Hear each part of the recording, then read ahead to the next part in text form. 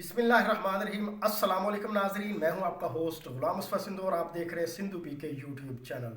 नाजरीन, जैसा कि आपको पता है कि पाकिस्तान में पाकिस्तान की जो बेहतरीन फ़ौज है उसका सरबराह जो है आज जो चुना गया, उसके मुतल्लिक मेरी आज की वीडियो है और मैं उम्मीद करता हूं कि आपको पसंद आएगी। तो तफसीली वीडियो जो है आपने देख के सुन के कमेंट करके अपनी राय का इजहार करना कि आपको हमारी आज की जो वीडियो कैसी लगी। तो आइए करते हैं अपनी वीडियो का आगाज़। पाक फौज के नए सिपह सलार लेफ्टिनेंट जनरल सैयद आसम मुनीर कौन हैं? पाक फौज के नए सरबराह लेफ्टिनेंट जनरल आसम मुनीर हाफिज कुरान हैं और DGISI कोर कमांडर गुजरांवाला और DGMI समेत कई अहम ओहदों पर फराइज़ सर अंजाम दे चुके हैं।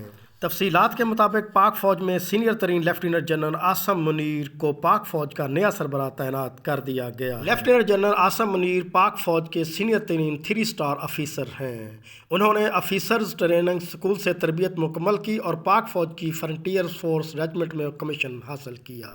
पाक फ़ौज में सीनियर तरीन lieutenant general Asim Munir DGISI corps commander Gujranwala और DGMI समेत कई अहम ओहदों पर फराइज़ सर अंजाम दे चुके हैं। लेफ्टिनेंट जनरल आसम मुनीर हाफिज कुरान हैं और इन्हें दौरान तरबियत एजाज़ी शमशीर से भी नवाजा गया है। लेफ्टिनेंट जनरल आसम मुनीर 2014 में commander force command northern area खिदमात अंजाम देने के बाद साल 2017 में जनरल आसम मुनीर को DG मिलिट्री इंटेलिजेंस के ओहदे पर फैज़ किया गया।